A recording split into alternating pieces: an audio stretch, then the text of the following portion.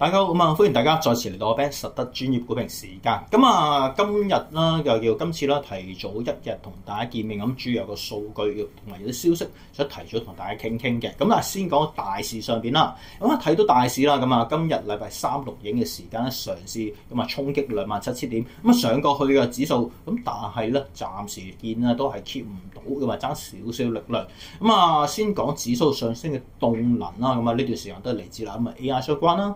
一啲健康同醫藥板塊都係強嘅，更加啦呢段時間開始見到有投資者睇多咗啲咩咧，就係啲消費類嘅板塊幾樣嘢啦，夾埋都係 OK 嘅。但係個問題就話呢段時間始終全世界嗰個政局上邊啦，都係好多 question mark 啦。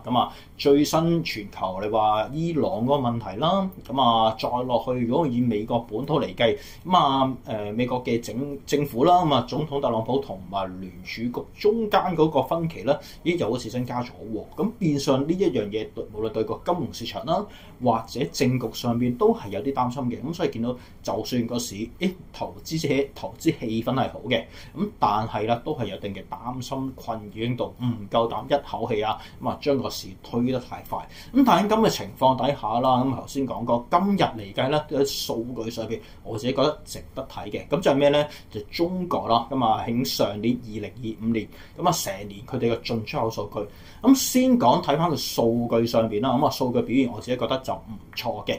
點解咁講咧？因為大家要記住上年最大問題2025年就係一個貿易壁壘啦。特朗普上任之後不停咁調整佢嘅關稅啦。但係最終雖然個問題所以又 settle 到，但係亦都見到原來個貿易額上邊咧係唔錯嘅喎。點解咁講咧？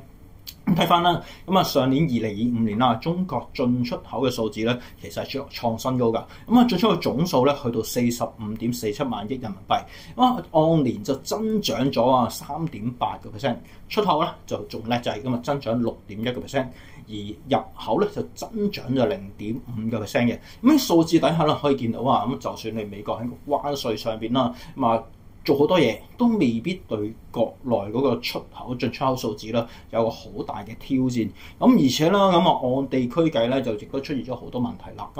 例如啦，中國對美國嗰個貿易額啦，就係下降咗18.7%。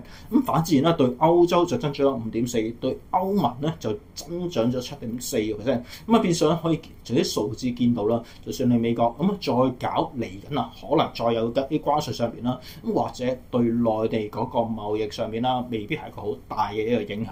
但係與此同時啦，中間有啲乜嘢板塊或者嚟緊有啲咩潛力嘅板塊可以俾我哋睇到咧？如果睇翻根據海關總署嘅數字上邊咧，有一樣嘢咧，個增長係幾快嘅，就係一啲高技術嘅產品啦。高技術產品個出口咧就按年增長咗13.2%啦。佢哋特別提到有一樣嘢咧，係覺得OK 特別要提嘅，就咩咧？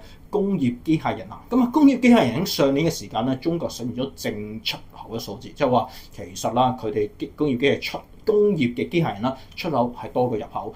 變相啦，大家可以再次諗翻或者 review 翻上年啦。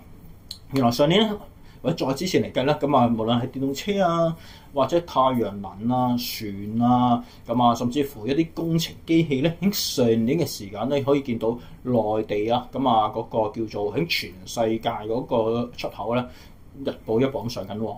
而家最新海關總署都特別提一提，就話一啲工業嘅機械人喺上年出現一個淨出口嘅數字。變相可唔可以形容就話，原來內地嗰個機械人嘅技術比我哋想象中更加有一步向前咧，再落去咯喎，大家都會諗翻轉頭啦。你全世界其實特別啲歐美國家啦，嗰個人口嘅出生率都係下降緊。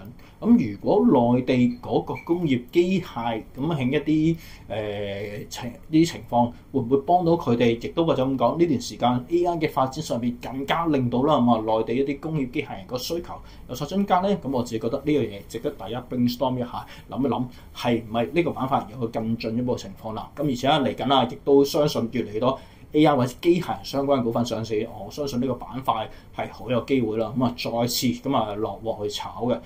今個星期就咁多啦。下個禮拜再同大家見面，拜拜。